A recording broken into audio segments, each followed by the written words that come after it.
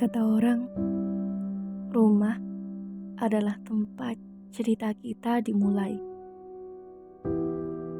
Rumah adalah tempat awal cinta, harapan, dan impian yang sudah kita ukir di dalamnya. Dan rumah adalah tempat di mana kita merasa nyaman untuk bercerita bersama keluarga. Terutama dengan kedua orang tua kita, ayah ataupun ibu. Merekalah yang menjadi support system terbaik untuk kita melangkah, meraih impian maupun harapan yang sudah kita dambakan sebelumnya. Tetapi sebagian anak belum merasakan kasih sayang ataupun support system dari orang tua mereka sendiri. Bahkan beberapa anak menganggap orang tua mereka itu toksik. Hai, perkenalkan, namaku Meliana Bagiado Soliha dan selamat datang di podcast PM. Kali ini aku berpodcast karena sebelumnya ada salah satu temanku yang mengungkapkan isi hatinya. Kebetulan temanku ini sedang duduk di bangku kelas 12 dan dia mengatakan bahwa dia itu tidak merasa nyaman ketika berada di rumah. Kagetnya lagi ketika dia bercerita tentang sikap kedua orang tuanya. Di situ temanku mengatakan bahwa orang tuanya itu toksik bagi dia.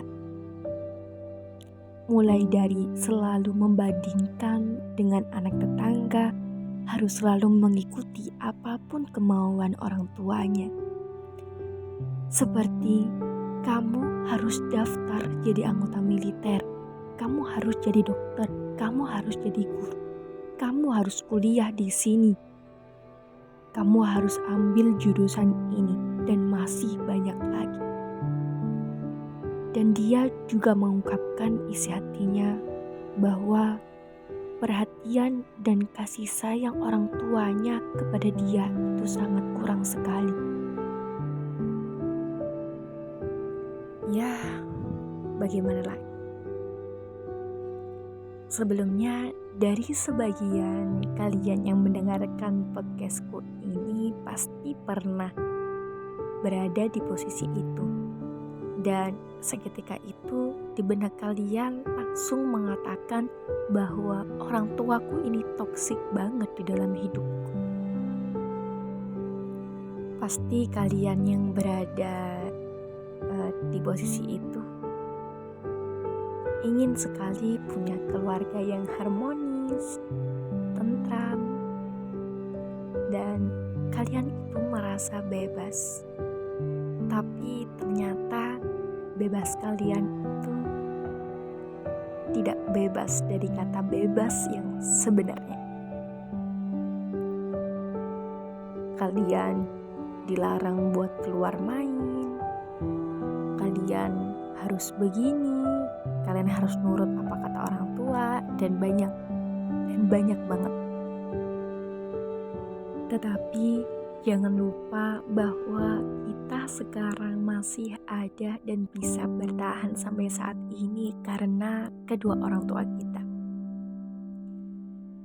Dan dari permasalahan-permasalahan tadi yang dapat aku garis bawahi yaitu tentang toxic parent. Menurutku permasalahan tersebut lebih mengarah kepada toxic parenting,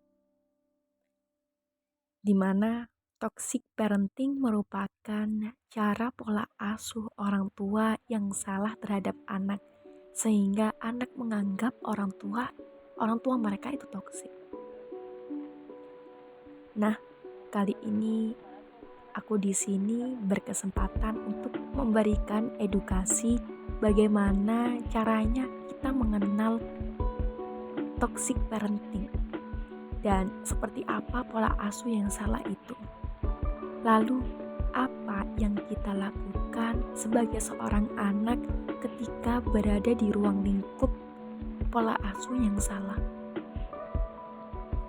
Yang pasti teman-teman, cara pola asuh orang tua yang seperti itu akan membuat tumbuh kembang kita yang berpengaruh pada sosial emosi kita, kesehatan kita, bahkan mental kita menjadi terganggu.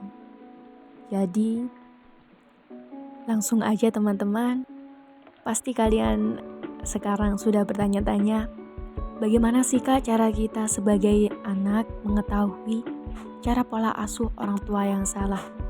Jangan-jangan selama ini aku dibesarkan dengan cara pola asuh yang salah. Baiklah, langsung saja. Yang pertama yakni orang tua itu tidak bisa memberikan kasih sayang yang aman terhadap anak-anaknya. Jadi di sini dapat kita lihat pada diri kita. Kita sebagai anak tidak merasa dekat dengan orang tua kita. Selanjutnya, ciri-ciri pola asuh orang tua yang salah yakni dapat kita lihat bahwa orang tua itu selalu mengkritisi tindakan yang telah kita lakukan. Dan di mata mereka, apa yang sudah kita lakukan itu selalu salah. Yang ketiga yakni orang tua kita itu selalu menyuruh kita untuk mengikuti ucapan atau tindakan yang menurut mereka itu benar. Misalkan, kamu harus peringkat 1, kamu harus punya prestasi yang lebih, nilai matematika kamu harus 9, dan lain sebagainya.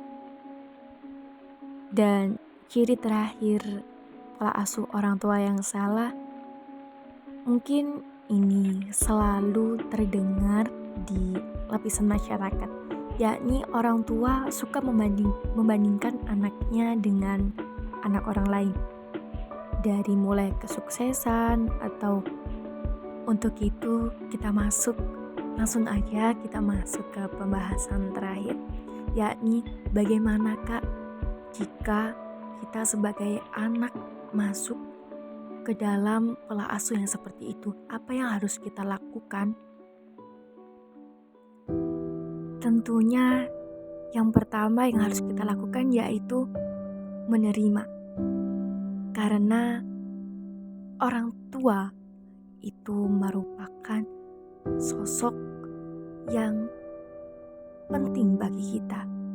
Dimanapun kita berada, orang tua itu selalu memikirkan kita, selalu mendoakan kita, dan selalu mendukung kita meskipun cara pola asuhnya itu salah.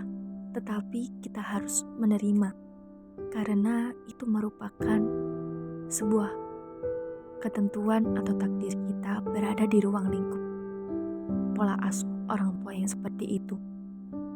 Yang kedua yakni maafkan mereka. Mungkin maksud mereka bukan seperti itu teman-teman.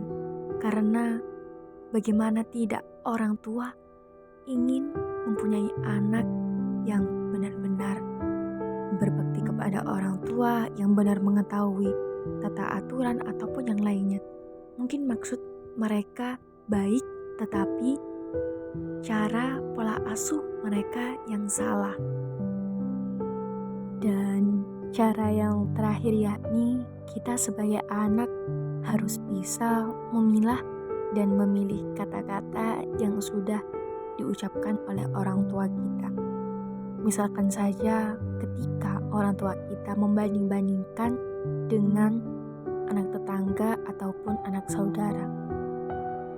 Jadi ambil saja kata-kata positifnya yang menurut kalian positif dan buang kata negatif yang bisa merusak pikiran kita dan membuat emosi kita itu terganggu. Dan sempatkan pemikiran seperti ini teman-teman. Itu bukan aku, itu orang lain. Ini aku. Begitu teman-teman. Dari keseluruhan semuanya, jika kita berada di dalam toxic parenting seperti itu, jangan sampai komunikasi antara kita dengan orang tua itu terputus. Karena bagaimanapun ridho orang tua itu selalu menyertai kita dimanapun dan kapanpun berada.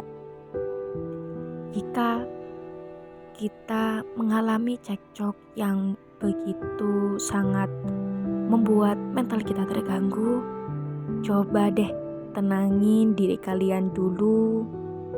Habis itu kalau udah tenang, kalian boleh banget omongin ke orang tua. Kalau kalian itu pengen seperti ini, kalau maksud kalian itu begini, pasti orang tua itu menerima. Dan inti dari semuanya, kalian bisa membuat diri kalian nyaman atas diri kalian sendiri. Mungkin cukup sampai di sini teman-teman perjumpaan kita. Semoga bermanfaat bagi kita semua, terutama teman-teman yang berada dalam ruang lingkup toxic parenting. Terima kasih atas perhatiannya dan terima kasih juga telah menyempatkan waktu untuk mendengarkan podcastku ini. Sampai jumpa di podcastku selanjutnya. Terima kasih. Tetap semangat ya teman-teman. See you.